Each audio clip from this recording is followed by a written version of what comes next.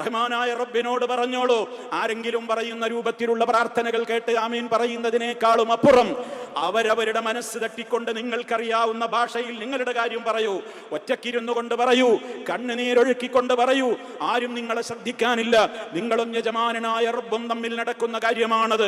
ആ സമയത്ത് പാപത്തിന്റെ കറകളെ കുറിച്ച് മഗ്ഫിറത്ത് ലഭിക്കാതെ ഒരാൾ റമദാനിൽ നിന്ന് കടന്നു പോകുന്നുവെങ്കിൽ അവനേക്കാൾ നഷ്ടകാരികൾ മറ്റാരാണെന്നും അത്തരത്തിലുള്ള ആളുകൾ മുഖം കുത്തി നരകത്തിൽ വീഴുന്നവരവസ്ഥയായിരിക്കുമെന്നൊക്കെ പറഞ്ഞപ്പോ അതിന്റെ ഗൗരവം ഓർത്തുകൊണ്ട് മുസ്തഫ സല്ലല്ലാഹു അലൈഹി വസല്ലം ജിബ്രീൽ അലൈഹിസ്സലാമിന്റെ പ്രാർത്ഥനക്ക് ആമീൻ പറഞ്ഞ പ്രമാദമായ പ്രസിദ്ധമായ ഒരു സംഭവം നമ്മളൊക്കെ കേൾക്കാറുള്ളതാണ്.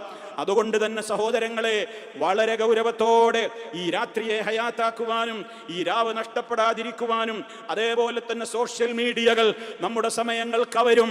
അതിലേക്ക് പോയാൽ, അതേപോലെ തന്നെ തെറ്റായ കാര്യങ്ങളിലേക്ക് പോയാൽ, തെറ്റായ സംസാരങ്ങളിലേക്ക് പോയാൽ അതൊക്കെ നമ്മുടേതായ നന്മകളെ നഷ്ടപ്പെടുത്തി കളയുമെന്ന് മനസ്സിലാക്കിക്കൊണ്ട് എൻ്റെ മുമ്പിൽ ഒരുപക്ഷെ എൻ്റെ ജീവിതത്തിൽ എനിക്കിനി കിട്ടാനില്ലാത്ത ഒരു റമദാനായിരിക്കാമെന്ന മനസ്സിൻ്റെ അകത്ത് നല്ലോണം അത് മനസ്സിനെ പഠിപ്പിച്ച് ആവുന്ന വിധത്തിലൊക്കെ ഏതൊക്കെ നന്മകളാണോ നമുക്ക് ചെയ്യാനാവുക ആ ചെയ്യാനാകുന്ന കാര്യങ്ങൾ വളരെ ഗൗരവത്തോടുകൂടെ ചെയ്തുകൊണ്ട് ഈ ദിവസത്തെ ഹയാത്താക്കുവാൻ, ഇനി വരാനുള്ള ദിനരാത്രങ്ങളെ ഹയാത്താക്കുവാൻ നാം ഓരോരുത്തരും പരിശ്രമിക്കുക.